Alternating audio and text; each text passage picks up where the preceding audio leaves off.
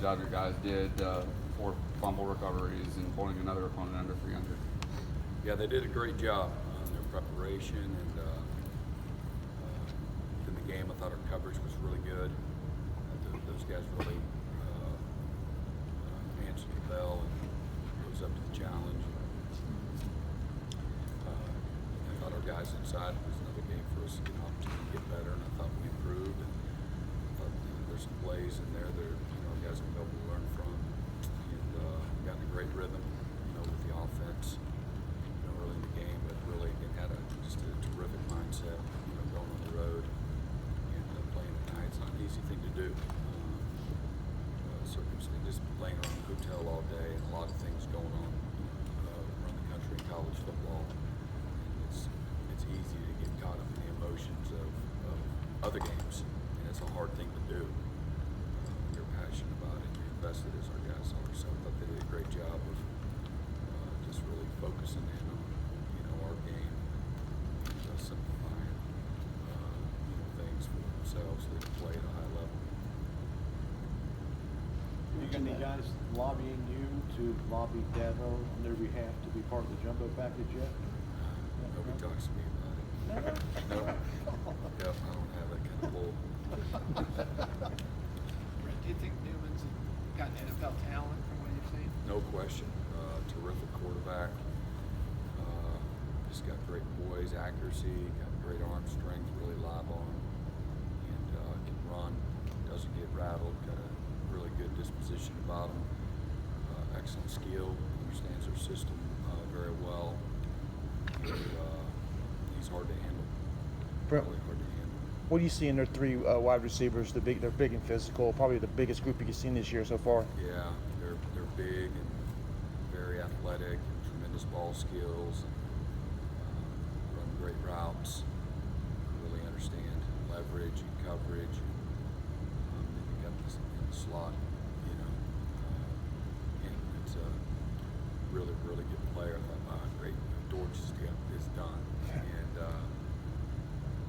sure enough, we've got another tough matchup, tough on most people. So they're doing a great job. They always do. Very, very well coached, very disciplined, and a terrific O-line as well.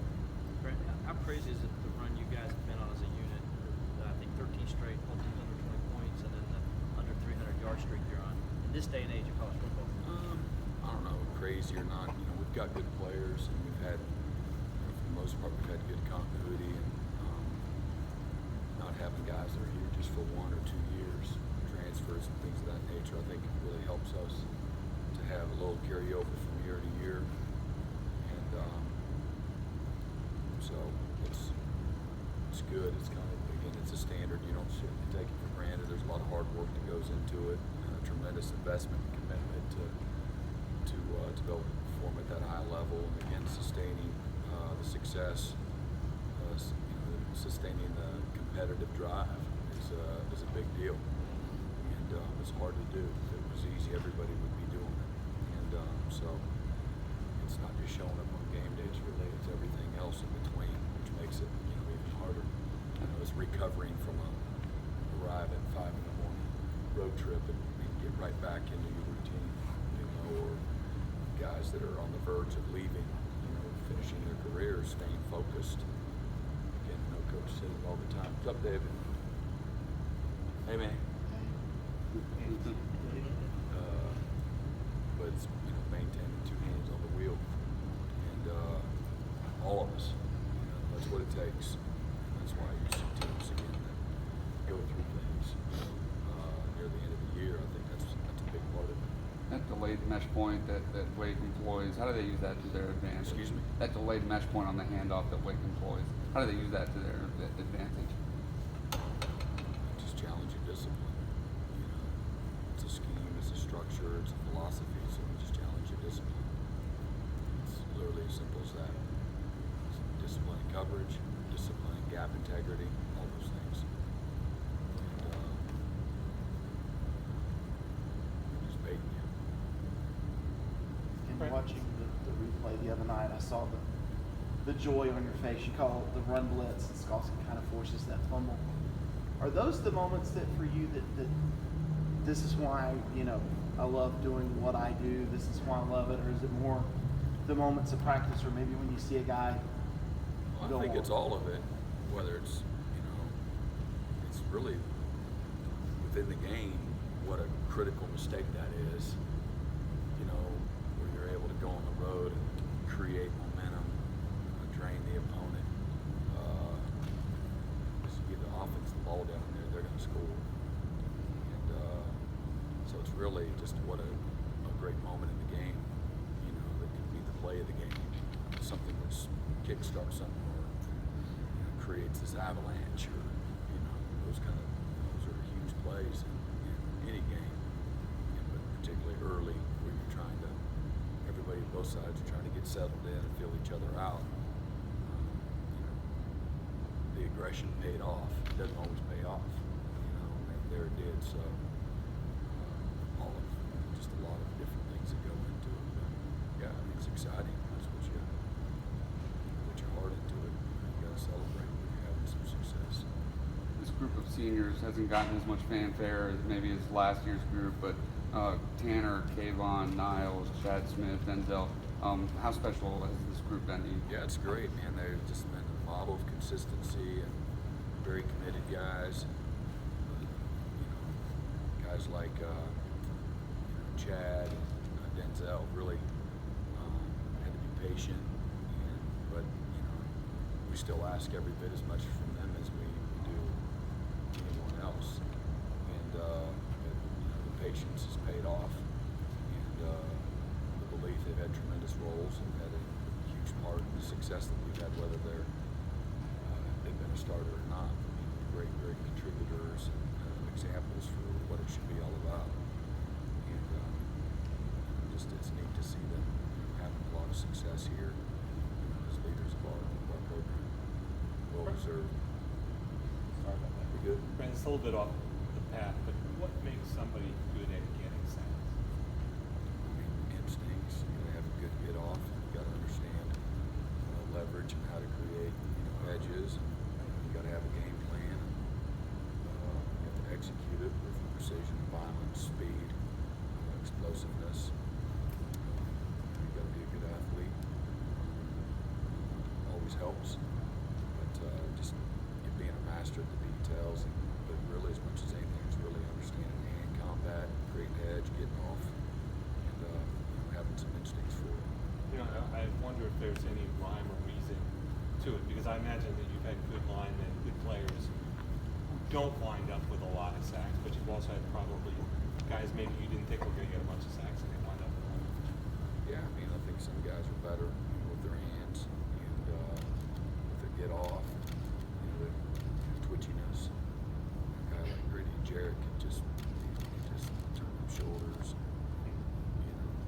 From an inside standpoint, he didn't get stuck down the middle of people. A guy like Big Beasley just had a crazy get off. And a guy like Shaq is different because he put his weight on him. He'd get the edge and then he'd put his weight on him.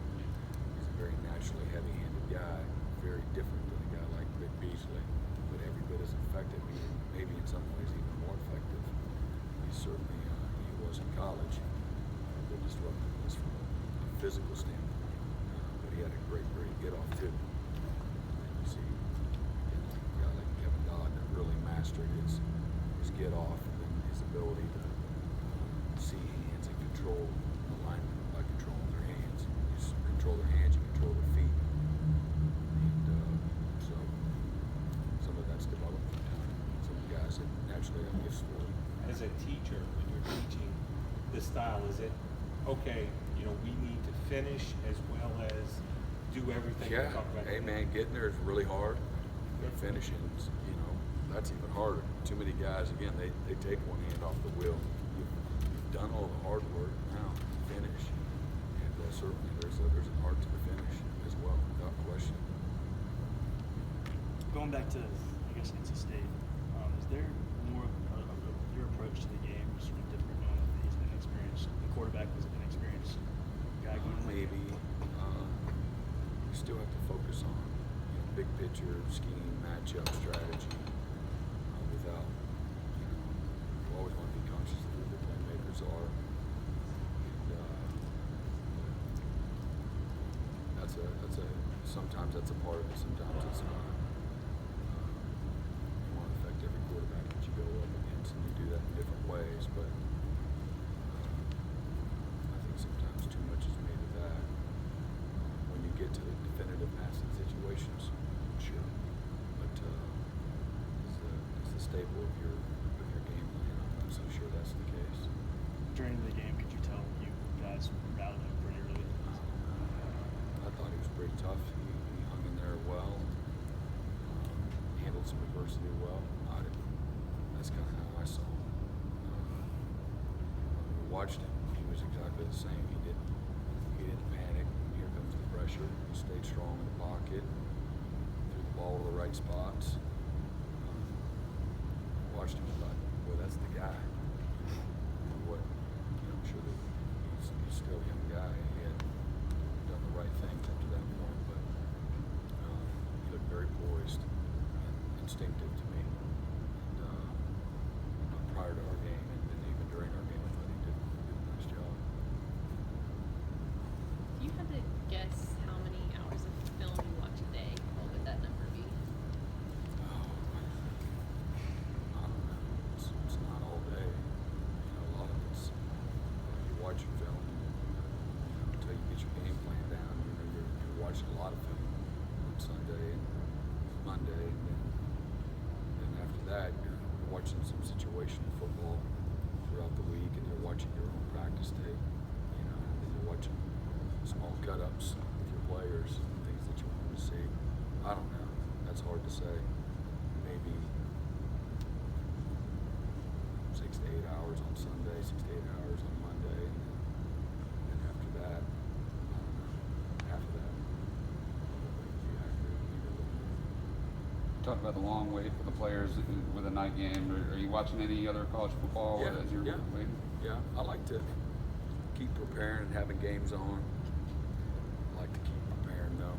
You got your computer, your cut-ups, you got your game on, and I like to write. What would I call here? Here it is.